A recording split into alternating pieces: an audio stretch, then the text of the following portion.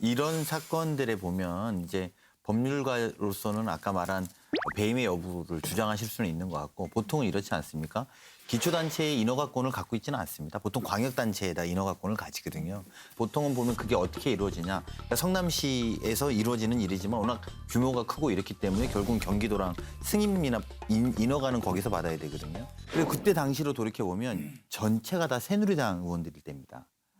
도지사도 그렇고요. 실제로 공영 개발을 하려고 했던데 해당 지역의 국회의원이 이거를 국정감사장에서 하지 말라고 이야기하지 않습니까? 그래서 민영 개발을 합니다.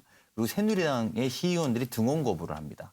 성남시에서. 등원 거부하면서 이 문제에 대해서 민영 개발로 100% 민영 개발로 바꾸라고 하지 않았습니까? 그리고 이제 그 부분이 하나 있고요.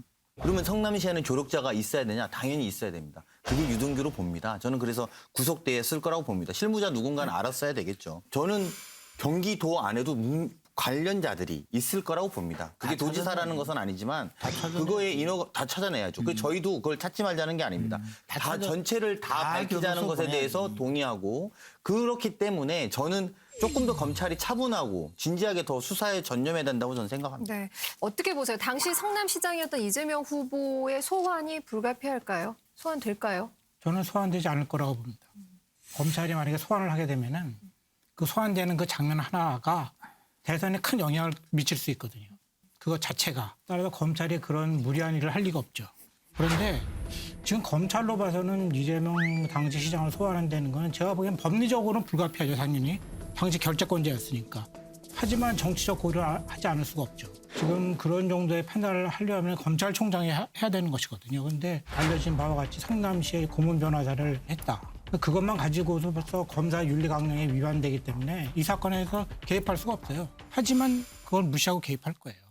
그래서 제가 보기에는 아마 소환은 없을 것이고 소환을 한다면은 아주 큰 사건이 되겠죠. 지금 이제 성남시에 대한 압수물도 가져갔고 또 성남시의 그 인허가 과정에 있었던 분들 공무원들 조사를 한다건데 만약 이 과정에 아직은 현재 유동규 사장에 대한 조사에서 배임 여부가 확인이 안 된 것 같아요. 현재 수사가. 근데 만약 확인이 되고 이 연관성이 당시에 시장이었던 이재명 시장과 연관성도 드러나게 되고 여러 가지 관계가 의혹이 나타나면 서로 법적으로 현행범이 아니면 수사받을 수 없는 이런 후보의 보호 장치가 법적으로 있다 하더라도 저는 이재명 후보면 저는 본 당사자가 스스로 수사받겠다 하고 직접 저는 청할 것 같아요.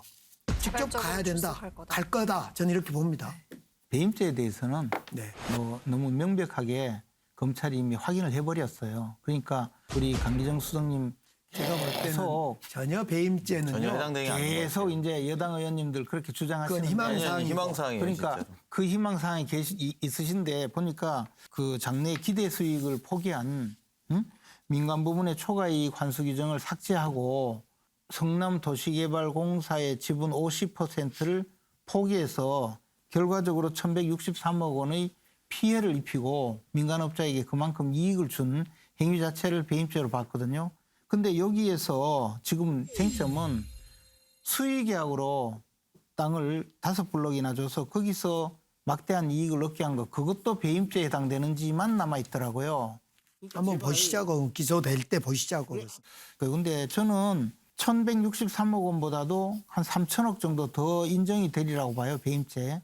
그리고 그에 대해서 지금 빨리 수사해서 이재명 후보 빨리 조사해서 가능하면 이 찬바람 오기 전에 끝내야 돼요.